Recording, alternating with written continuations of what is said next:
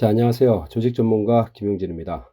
자, 오늘은 그 한국자산관리공사 캔코라고 하죠. 자, 5월 26일 날 올려서 지금 6월 9일까지 아직 한 8일 정도, 10일 정도 남았죠. 70명 정도 채용을 하고, 그리고 지원하실 때 좀 주의해야 될 것들, 어떤 것이 있는지 이 부분 위주로 말씀을 드리도록 하겠습니다.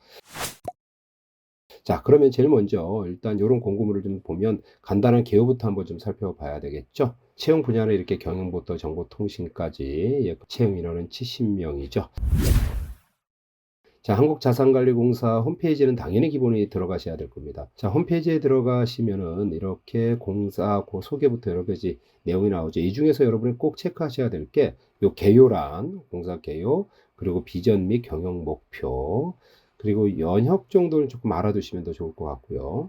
그리고 나서 조직 소개에 보면 이 조직 안내에 대한 이야기가 좀 있습니다. 요거 좀 챙기시고, 그리고 인재 채용의 인재상 정도, 그리고 절차와 공고에 대한 내용은 이제 따로 올라온 것 토대로 해서 세부적으로 살펴보도록 하겠습니다. 자, 그리고 공사 소개를 보면 한국자산관리공사죠. 이게 캔코라고 하죠. 캔코는 뭐의 약자예요? K는 코리아고요. A는 에셋이죠. 자산이고요. M은 매니지먼트 관리입니다. 그리고 이제 공사는 코퍼레이션. 그래서 캔코라고 하고요. 그래서 자, 여기에서는 한국자산관리공사의 미션은 어떤 걸로 정의를 했나요? 일단은 그 대상은 가계가 있고요. 기업이 있고 공공자산이 있습니다. 그렇죠? 이런 자산의 사회적, 경제적 가치를 높이기 위한 국내 유일의 공적 자산 관리 전문 기관이다. 이렇게 놨죠. 자, 그러면서 주로 어떤 일을 한다는 거죠? 자, 금융회사, 일단 금융회사의 부실채권 인수하고 정리하고 기업 구조조정 업무 요구를 하고요. 그리고 금융 취약계층의 재기를 지원하고 국유재산 관리하고 체납 조세 정리 업무를 수행하는 준정부기관이다. 이렇게 보시면 되겠습니다. 자, 주로 하는 기능은 그래서 이렇게 지금 말씀드렸던 내용이고요. 여기에서 조금 눈여겨보셨으면 하는 것은 여기 자산 처분 시스템을 뭐라고 하나요? 예, 온비드라고 하죠. 온비드. 그래서 이런 단어들은 꼭 좀 챙겨서 자소서를 쓰시거나 면접을 하실 때 반드시 좀 추려야 될, 예, 사용해야 될 단어들이 될 겁니다. 자, 우리 비전이라고 하죠. 비전. 비전은 그렇죠. 미래상입니다. 미래상. 그래서 이제 우리 미션이라고 하는 게 소위 말하는 설립 목적인데요. 금융산업 및 국민 경제 발전에 이바지하겠다. 비전은 국민의 안정을, 기업에는 활력을, 국가 자산에는 가치를 더하는 리딩 플랫폼으로서의 역할을 하겠다. 그래서 이렇게 이제 가치가 더해진다는 것이 어떤 의미인지를 조금 더 정확히 해야 될 필요가 있겠고요. 자, 그래서 핵심 가치는 책임, 예, 상생, 헌신, 혁신, 신뢰. 이 네 가지는 예, 온비드처럼 반드시 자소서나 면접 볼 적에 반드시 써야 되는 겁니다. 즉 캔코의 핵심 가치인 책임에 대해서 저는 이러이러한 강점을 갖고 있습니다. 이런 표현이거나 캔코의 핵심 가치인 혁신에 대해서 저는 지난번에 이런 혁신과 관련한 관점에서 이러이러한 경험을 갖고 있습니다. 이런 부분에 대한 이야기를 하시는 거죠. 자, 그리고 이제 전략 목표가 나옵니다. 요거는 여러분 조금 구체적으로 좀 고민을 좀 해보셔야 될 내용입니다. 전략 목표에는 가계 기업의 위기 극복과 재도약 지원, 효율성 중심의 국가자산 활용 확대, 국민과 미래를 위한 공공혁신의 혁신 선도, ES 중심의 지속가능 경영 체계 강화. 그래서 여기에서 핵심 전략 과제를 이거를 구현하기 위한 전략 과제를 20가지를 이렇게 넣었죠. 예. 여러분이 사실은 이걸 다 설명을 할 수는 없는데 이 중에서 여러분이 조금 관심 있는 게 어떤 이야기들이 나올 건지, 그리고 이런 것들을 전략 과제로 한다는 것은 국가의 어떤 예산이나 자산을 가지고 여기에 좀 집중을 하겠다는 거잖아요. 이게 어떤 맥락 속에서 이런 단어들이 존재하는지 그런 것들을 사실 눈여겨 좀 보셔야 되는 상황입니다. 자, 조직 안내도에서 주로 좀 보셔야 될 건 요걸 좀 보셔야 됩니다. 일단 부서의 본부 기능을 보면 5가지가 있죠. 그래서 경영본부, 이거는 일반적으로 경영에 들어가야 될 기본적인 뭐 인재 육성, 기획 조정 인재 육성, 그리고 경영 지원, 또 자금 뭐 이런 거, 그리고 이제 혁신과 관련된 과제, IT, 이게 전부 다 본부에 들어가는 영역입니다. 그리고 그 중요한 건 또 경영본부에는 12개 지역본부가 있죠. 그래서 서울 동부지역본부부터 충북지역본부까지 이렇게 이제 지역적인 특성도 이제 여기는 이제 이 지역에 가서 근무를 좀 하시는 거니까 이 인근에서 거주하시는 분은 조금 더 그 유리할 수 있는 점도 좀 있겠고요.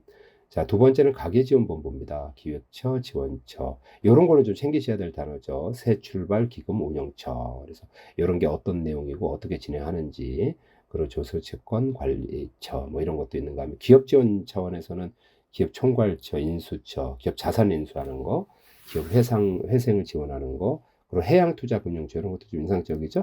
이런 내용들도 하게 되고, 그리고 국유재산본부는 기획처, 지원처, 조사처, 국유재산 조사처, 이렇게 온비드 사업처 이런 거 있죠. 그리고 이제 개발 영역이 있습니다. 그래서 개발은 남부개발, 중부개발, 동수원, 그러니까 수도권, 동부개발, 서부개발. 자, 요런 데 개발 그 본부에서 요런 그 처를 가지고 진행을 한다. 그래서 조직도를 좀 이해를 하시고요. 내가 이 중에서 좀 어떤 부분으로 기여를 하고 어떤 데 좀 지원을 할 거고 관심을 갖게 되는지 이런 부분에 대한 이야기를 좀 더 집중적으로 보시면 되겠죠. 자, 여기서 인재는 세 개의 카테고리로 정리를 했죠. 포용하고 존중하는 인재, 미래에 도전하는 인재, 전문성을 갖춘 인재 이렇게 이야기를 했고요. 그럼 이제 질문이 좀 됩니다. 여러분이 지금 쓰신 자소서에는 어떤 부분에서 포용하고 존중하는 인재의 관점이 표현되고 있나요? 미래에 도전하는 인재에 대한 관점이 표현되고 있나요? 전문성을 갖춘 인재에 대한 내용이 표현되고 있나요? 이런 부분을 좀 여쭤보게 될 거고요. 대부분 이 첨부 자료들이 있죠. 이 첨부 자료들을 중심으로 해서 여러분이 이제 공고문 요거 하나 보시고, 그리고 입사 지원서 좀 보시고, 그리고 이 중에 이제 좀 자기 지원하는 분야의 직무기술서까지 3개 정도를 좀 보시고, 나머지 기타 첨부 자료는 좀 일반적인 내용인데, 여기서 특별히 조금 더 눈여겨보셔야 될 건 요 평가 기준표 요거 있죠? 요거까지. 그래서 우리 채용 공고문, 샘플, 지원서 샘플, 기술서, 그리고 평가 기준표 요 4가지를 한 번씩 살펴보도록 하겠습니다. 우리 채용 공고문부터 한번 좀 살펴보도록 하죠. 채용 부분을 보시면 이제 5급 대졸, 6급 고졸 이렇게 해서 채용 분야는 금융 일반에서는 경영과 경제, 건축과 이제 IT 영역이죠. 그래서 인문계에 있는 분들은 사실 이쪽 부분에 관심들이 되게 좀 많으셔서 인기가 좀 많아서 이번에도 경쟁률이 높지 않을까 싶고요. 자, 총 70명 뽑습니다. 70명. 그런데 여기에는 이제 6급 고졸까지 8명을 좀 빼고 다 합쳐진 인원이죠. 70명이고, 그 다음에 여러 가지 비수도권, 지역 인재, 뭐 이런 추가 합격자, 그래서 한 플러스 알파가 좀 있겠고요.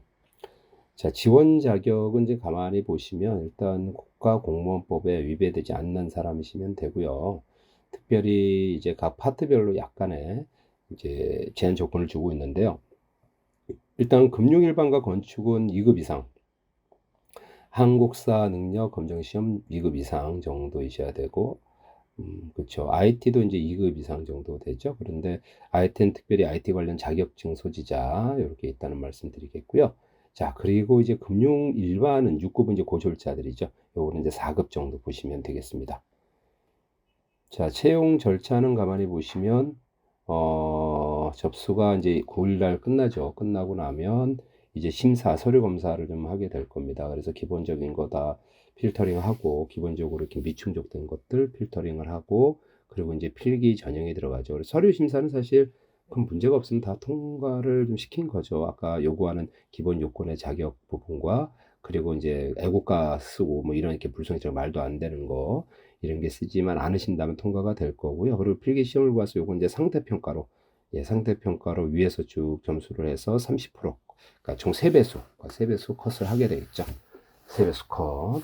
그래서 아까 70명이니까 총 210명이 되겠죠. 210명인데 각각 이제 파트 부문별로 그 선출이 되니까 그 부문별에 해당된 만큼 3배수가 선발이 되고요. 그리고 1차 면접을 봅니다. 1차 면접에서 반이 떨어지는 거죠. 3배수 중에. 근데 실제로 이제 반은 아닌 것이, 그 1차 면접 때 막상 오시는 분들 중에는 또 그날 결시하시는 분들이 있으세요.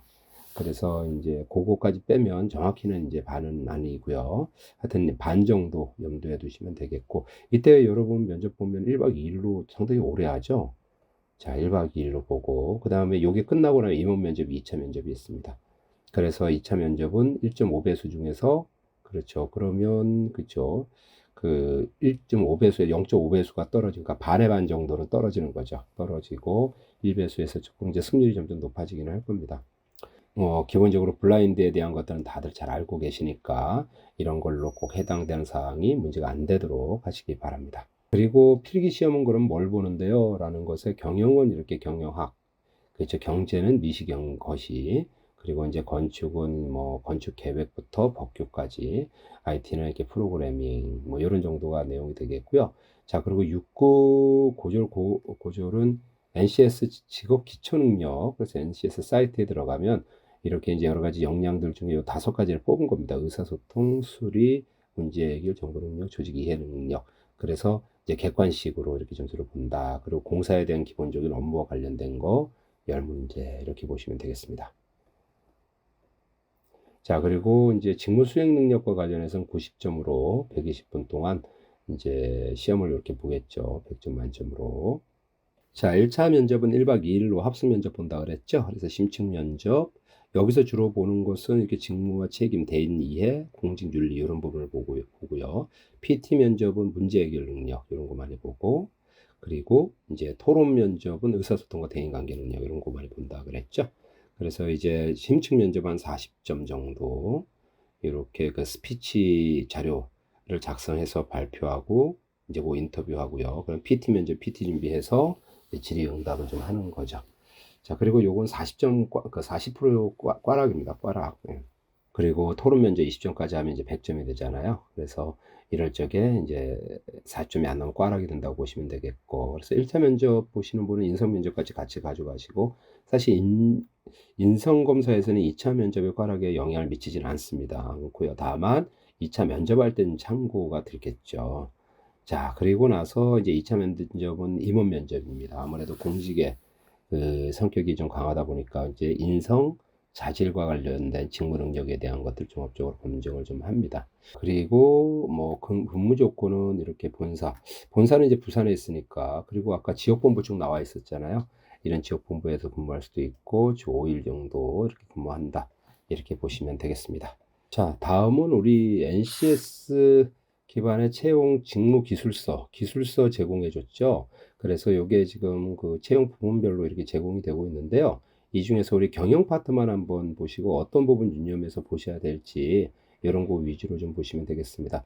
자, 그래서 이 경영 쪽에서는 이렇게 회계, 경영 회계 사무, 보험, 영업 판매 이런 걸 좀 한다라고 보시고, 그런 것이 어떤 내용이다. 예를 들면 금융회사 부실채권 정리는 우리 NPL이라 그랬죠. 이렇게 금융회사의 부실 채권 및 구조 조정 기업 자산의 인수 전략 수립과, 그렇죠? 상품 개발 및 부실 자산의 가치 분석 평가, 인수한 자산의 정리 관리를 통해 금융기관이나 기업의 재무 건전성과 유동성을 공급함으로써 선제적인 구조 조정 지원을 하는 역할을 합니다. 이런 내용입니다. 자, 그런 내용이 이렇게 공사주요 사업별로 사업 안내를 해드리고, 그러니까 당연히 이거는 꼼꼼히 읽어보셔야 되겠죠. 꼼꼼히 읽어보시고, 그리고 핵심 직무가 경영 관리부터 국유자신 관리까지, 그 여기서만 봐도 한 7개 정도 되죠. 경영 관리, 서민금융, 기업 구조 조정, 공공사업, 체납 조세 정리, 온비드, 국유 재산 관리 이런 거 한 7가지로 핵심 직무를 세분화 해봤고요. 여긴 기초 능력은 이렇게 의사소통 능력부터 조직 이해 능력까지 이런 거 좀 나와 있겠죠. 그러면 주로 이제 면접 볼 적에 많이 물어보는 거는 이런 것들 위주로 많이 볼 테니까 여기에 대한 준비를 충분히 하셔야 된다. 이럴 적에 이제 여기서 요구되는 능력 단위들이에요. 그래서 이런 항목과 관련해서 여러분이 경험했었던 사례에 대한 지향성이 좀 더 명확히 제시되면 훨씬 더 좋겠죠. 자, 이런 거 이제 여러분 꼭꼭 챙겨서 내용 보시고 내가 하려고 하는 것과 그 지원하는 관심 분야하고 내가 경험했던 것을 매칭시키는 것이 무엇보다 중요하다. 이 말씀을 드리겠고요. 자, 그러고 나서 또 여기서 제공해준 자료 중에 하나가 면접 전형별 평가 기준표입니다. 자, 그래서 심층 면접, 아까 면접을 우리 1박 2일로 3단계에 걸쳐서 한다 그랬잖아요. 그래서 심층 면접, PT 면접, 토론 면접을 할 텐데, 자, 심층 면접은 그러면 어떤 걸 보는데요? 직무와 책임, 대인 이해와 공직 윤리, 이런 부분을 좀 눈여겨 봅니다. 그래서 여기에서 그 평상시에 어떤 프로의식이나 책임감 있는 업무 수행을 했던 사례라든가 공직 윤리적인 딜레마에 봉착했을 때 이걸 의사결정해 갔던 과정이라든가 이런 걸 보시면 되겠고요. PT 면접 같은 경우는 직무 적합성, 문제 해결 능력, 의사소통 능력 이런 것도 많이 보게 된다는 말씀 드리겠고요. 그리고 토론 면접은 의사소통 능력, 대인관계 능력, 사고 능력. 그래서 의사소통 능력은 PT 면접에서도 그리고 토론 면접에서도 주로 많이 본다. 이런 부분 점검하시면 되겠죠. 또 반면에 토론 면접에서 대인관계 능력에 대한 것들은 위에 보시면 요 심층 면접에서도 한번 이렇게 또 보잖아요. 그래서 여러분이 이렇게 적극 그 내용들을 좀 각각 보시고 판단하셨으면 좋겠고요. 그리고 임원들이 평가할 적에는 이런 태도, 기본 역량, 적격성 이런 걸 가지고 평가를 하거든요. 그래서 사실 이제 저도 외부 관계자분들, 외부 그 전문 면접관들은 요 1차 면접이 많이 들어오게 되는데 이때 1차 면접이 많이 들어올 적에 앞에 컴퓨터가 있어요. 그래서 그 인터뷰가 끝나고 나면 컴퓨터에 해당되는 항목별로 몇 점, 몇 점, 몇 점 이렇게 넣게 만들어 놓거든요. 그래서 이제 몇 점, 몇 점, 몇 점 넣었으면 그 합이 이제 산출이 돼서 진행을 전체적으로 하기 때문에 어떤 거 많이 보는지 이 부분과 관련해서 어떤 준비를 해야 되는지 이런 내용들이 필요하겠습니다.